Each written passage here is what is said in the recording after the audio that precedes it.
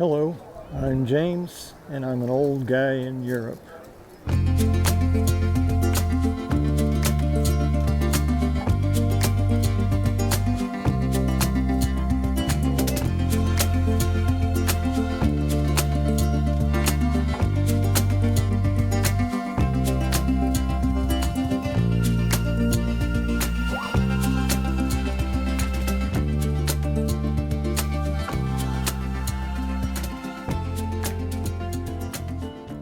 Hello, and welcome to another episode of An Old Guy in Europe. This week, I again talk with Carl Munson on his Good Morning Portugal Show back on July 3rd of 2023, and we discuss the privilege of being able to say, what's a weekend? What the label of American means to me, and a brief history of my tattoo. So, as always, I invite you to please sit back, relax, and enjoy. Let's play his jingle and bring him on, shall we? We'll be talking to the slug in just a moment.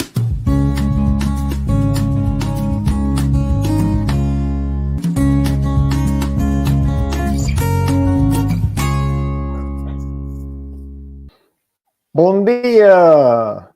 Straight in. I see what you did there. To be fair, James, we've done that once or twice before, haven't we? Which one? The entrance, your big entrance. Oh, that? Yeah. The warm hand on your opening, so to speak. Yeah, and then the new one. The stroking Always the cockerel. Got to stroke the cockerel. It's very backwards. I did not say you've always got to stroke the cockerel. It's a serving suggestion. Do you want to try that again? Well, it's, yeah.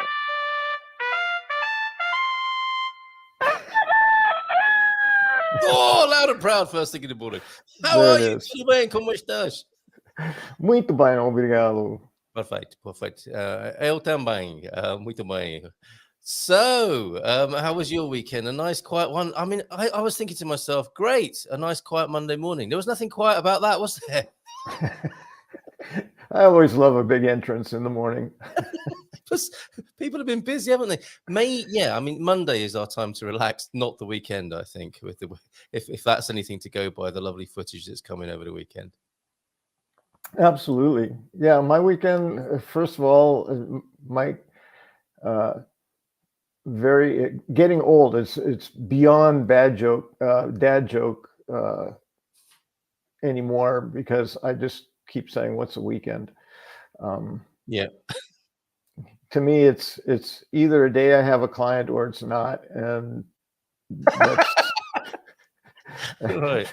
That's so seldom that the week is no longer defined by a weekend, other than the structure that this YouTube show provides. There's a Monday through Friday every day kind of thing for me, but if it weren't for that, I'd be completely lost as to what day of the week it was. So thank you. Well, for giving you some sense of structure. For the structure, yes.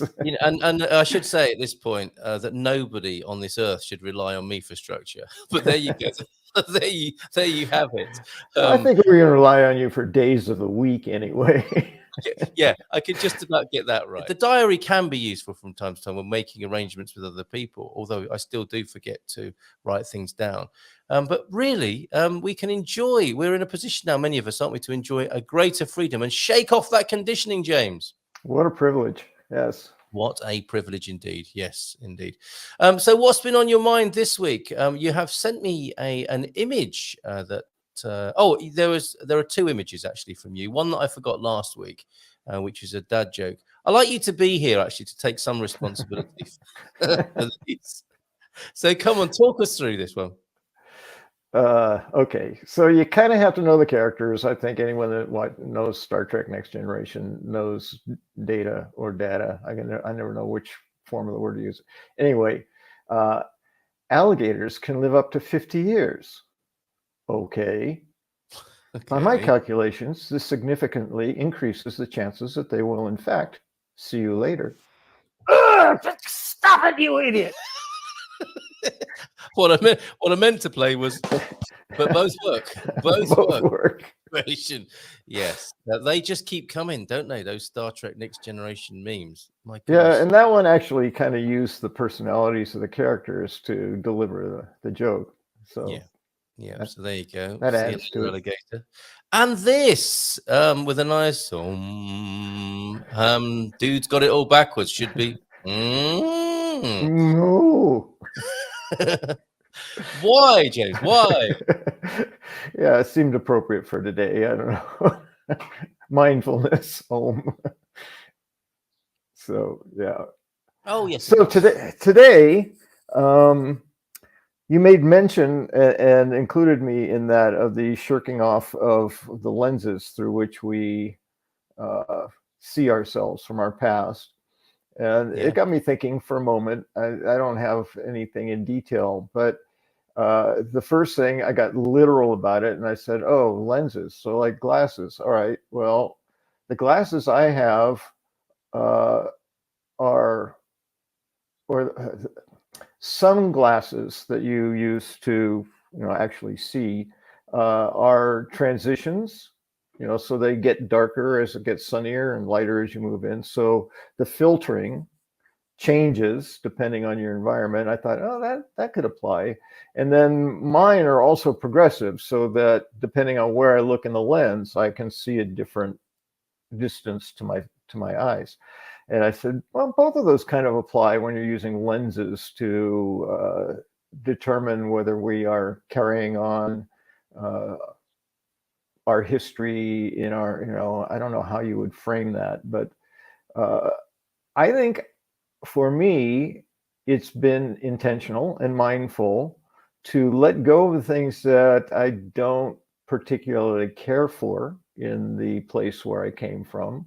I don't identify as an American anymore. I identify as someone from the United States, because in my mind there's a difference, and in part it's the association, the negative association that some people, maybe many people, have with the label American. Um, so those types of things, I've been able to separate myself more from the news by virtue of being outside of the country that is 24/7 talking about itself. Um, and Yes. I just said that kind of mockingly, but then I realized there's real truth in that. Most Americans I know nothing about the rest of the world, or very little, even geography, like where Interesting. places are. Yeah. So it's just so America centric, the news cycle, that it's easy as someone in the United States to forget that there's a whole world out there that is Mm. not called the United States of America. So I've consciously worked on letting go of that. Of course, I've been doing that for years, even when I was in the United States. But being in Europe is really helpful in expanding the vision of the rest of the world, because I'm not just constantly inundated by news of America. Yeah. So in that regard, yes, I have been successful at letting go of some of the identity with my past. I try to be conscious of uh, how I perceive what's going on, and anyone who's gotten to know me at all knows that I tend to be fairly mindful. So I am introspective. If I have an opinion, um, not all the time, but I'll catch myself and I'll say, all right, is that mine? Where did that come from? Do I believe that? Certain questions that I've asked myself over time that have helped me to reshape who I am now versus who I used to be. To me, it's a ongoing evolution. So I don't identify as much with being American as I may have at one point, and I'm always aware of the privilege that I carry. Uh, I try to remember to use that word when it is appropriate and applies to me. So I with great joy said, isn't it wonderful that we don't have to concern ourselves so much with the calendar, but Mm. that is a privilege, a huge privilege that 99.9% of the population of the earth does not enjoy. Yeah. They don't enjoy that privilege. So I try to then remember that so that I can be grateful for it, because I really am. I'm Yes. grateful for my privilege, and I don't ever want to take it for granted. And I don't ever want to forget that there are many people who don't experience that kind of privilege in their lives. So to be mindful of that. So that's a Yes. long answer. Well said. No, that's great, and it may have been prompted, or maybe what you're thinking anyway, but it might have been accelerated by me asking earlier on. I don't know if you caught that. I said, you're here on a Monday to look at life through an American lens, and quite the opposite in a way. you're shaking that off, and because as I was saying, I was thinking, this is a man who prides himself on first and foremost being a human being, a resident of the planet Earth rather than a particular nationality. I think what happens, James, when you're abroad, however, is it's other people who maintain your national identity for you, isn't it? Whilst you or I might be busy deconditioning ourselves from the lenses that we once had, as soon as we open our mouths in the new place, we get reminded and placed by the people who are hearing us speak. Oh, you're a Brit. Yes. Oh, you're American. Well, yeah. I do it to about Americans. I hear an American accent, Yes. and I'm all of a sudden putting them, oh, those Americans. It's like, so. Humans are funny characters, and we do try to separate and group ourselves, typically in a one up or a one down situation. We either want to be better, or we assume we're not as good. And it's just something we do. So being mindful about it, for me, is the key. Why am I doing that? It's like, oh, because I don't want to be associated with those characteristics. I don't want people to lump me into that category of those Americans that I'm seeing now and pointing my finger at in my mind and saying those Americans, So You think I it can go think too far, James? Do you think it can become? And there is who was it who came up with the Lord Gilchrist shared the word with us recently about how it is as a foreigner. I started calling people Effies, expat, foreigner, immigrant. So for the Effies, sometimes, and I'm aware of doing this myself, we can overcompensate with that distancing, and there is a word for it. It's kind of xena something, not obviously not xenophobia, but it's something to do with being a foreigner but trying to not be a foreigner or distance oneself from the other foreigners. Do you think there's a possibly sometimes an overcompensation, or we work a little bit too hard on that? I would say almost always. When we make changes, my experience, because that's the nature of my work, is working with people who are looking to change things in their lives, is very often things that are habitual. I call it a pendulum phenomenon, which is we tend to go from one side, and say, I don't want to be that anymore. So we swing all the way over to the complete opposite side.